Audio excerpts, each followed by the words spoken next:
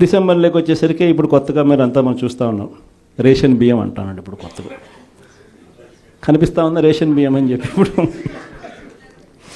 నాకు నిజంగా ఆశ్చర్యం అనిపిస్తుంది ఆ రేషన్ బియ్యం కథలీలు చెప్తా ఉన్నప్పుడు. ప్రభుత్వంలో ఎవరున్నారు అని, ప్రభుత్వంలో మనమున్నామా, ప్రభుత్వంలో వాళ్ళు ఉన్నారా అని నాకు అర్థం కాల. 7 నెలలు అయిపోయింది, దాదాపుగా 6.5 నెల అయిపోయింది వాళ్ళ ప్రభుత్వం వచ్చి. 6.5 నెల 7 నెలలు అవుతూ ఉంది వాళ్ళ ప్రభుత్వం వచ్చింది. ఎమ్మెల్యేలు వాళ్ళు, మంత్రులు వాళ్ళు, కలెక్టర్లు వాళ్ళు, జాయింట్ కలెక్టర్లు వాళ్ళు, పోలీసులు వాళ్ళు, ఎంఆర్ఓలు వాళ్ళ అధికారులే, చెక్ పోస్టులు వాళ్ళవి, అన్నీ వాళ్ళవే. ఇవన్నీ దాటుకొని మళ్ళీ పోర్టుకు వచ్చింతే పోర్టులో కస్టమ్స్ అధికారులు, పోర్టులో సిఐఎస్ఎఫ్ పోలీసులు, ఇవన్నీ కూడా వీళ్ళు పొత్తులో ఉన్న కేంద్ర ప్రభుత్వం మనుషులు. మరి ఇవన్నీ దాటుకొని ఏదైనా మెటీరియల్ బోటులోకి పోగలుగుతుందా? ఆశ్చర్యం ఏమిటంటే ఈయన పోయిన బోటు పక్క బోటే ఫైనాన్స్ మినిస్టర్, ప్రస్తుత ఫైనాన్స్ మినిస్టర్ పయ్యావుల కేశవ్ వాళ్ళ సొంత వియ్యంకుడిది, శ్రీనివాసరావు గారిని సొంత వియ్యంకుడిది, పట్టాభి రైస్ ఎక్స్పోర్ట్స్. ఆయన ఎక్స్పోర్ట్ చేస్తాడు పక్కన, అదే పోర్ట్లోనే పక్కన. అడిగిపోడు దీంట్లోకి వచ్చి మాట్లాడతాడు. నాకు ఆశ్చర్యం అనిపించింది, అసలు ఏందిరా నాయన ఇది, ఎవరు ప్రభుత్వంలో ఉన్నాము, ఎవడు చేస్తూ ఉన్నాడు అని చెప్పి. వైఎస్ఆర్సీపీలో మన కార్యకర్తలు మనోళ్ళందరూ వ్యవస్థీకృత నేరాలంట. అసలు వ్యవస్థీకృత నేరాలు చేస్తూ ఉండేది ఎవరు? చేస్తూ ఉండేది వాళ్ళు, చేసింది వాళ్ళు, మన మీద ఏళ్ళెత్తి చూపిస్తూ ఉండరు.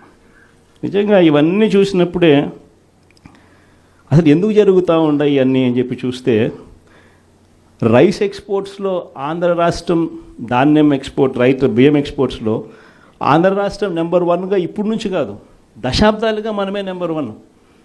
తెలంగాణ నుంచి బియ్యం మన దగ్గరికే వస్తుంది, ఆంధ్ర నుంచి రైతులు పండించిన బియ్యాన్ని ఇక్కడి నుంచి ఎక్స్పోర్ట్ చేస్తారు. అదే తప్పేం కాదు, ఎప్పటి నుంచో దశాబ్దాలుగా జరుగుతూ ఉంది. ఆంధ్రాలో రైస్ ఎక్స్పోర్ట్స్ నెంబర్ 1. అందులో ఈ పయ్యావుల కేశవ్ వాళ్ళ వియంకుడు, ఈ పట్టాభి రైట్ ఎక్స్పోర్ట్, ఈయన ఆంధ్రాలో నెంబర్ 1. ఇది నిజంగా ఇది కొత్త ఏం కాదు. ఎందుకనంటే ఇది ఎప్పటి నుంచో జరుగుతూ ఉండేది. బియ్యం అనే రైతులు పండిస్తూ ఉన్నారు, రైతులకు గిట్టుబాటు ధర రావాలి, రైతులకు మంచి రేటు రావాలి అని అంటే ఎక్స్ట్రా పండించిందంతా రైతులు ఎక్స్పోర్ట్ చేసుకుంటూ ఉండే సాంప్రదాయం ఎప్పటి నుంచో జరుగుతూ ఉంది. అయితే దీన్ని ఎలా ట్విస్ట్ చేస్తూ ఉన్నారు అనేది ఇప్పుడు ఆశ్చర్యం. మన ప్రభుత్వంలో డీలర్ల వ్యవస్థను మనం పక్కన పెట్టి ఇంటి వద్దకే బియ్యం సప్లై కింద మనం MDUs తీసుకొచ్చి, మొబైల్ డిస్పెన్సింగ్ యూనిట్లను తీసుకొచ్చి ఇంటి వద్దకే బియ్యం సప్లై తీసుకుపోయినాం.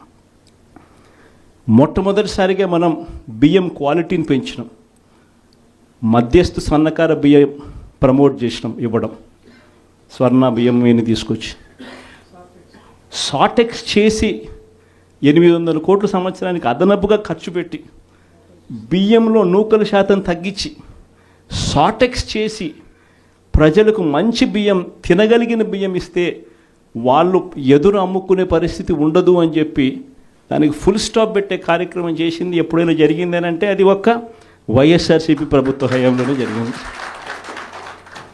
ఈరోజు వీళ్ళు ఏం చేస్తూ ఉంటారు? ఈరోజు ఒక పద్ధతి ప్రకారం ఫస్ట్ ఇంటి వద్దకే బియ్యం ఆపేసినారు. వాళ్ళకి ఇచ్చే బియ్యం ఇంతకుముందు మనం సాటెక్స్ చేసి మంచి క్వాలిటీ బియ్యం మనం ఇస్తూ ఉంటే, మధ్యస్థ సన్నకార బియ్యం సాటెక్స్ చేసి మనం ఇస్తూ ఉంటే ఈరోజు లేదు. ఈరోజు నిర్వీర్యం చేశారు. చేసి వీళ్ళు ఇవన్నీ చేస్తూ ఉండి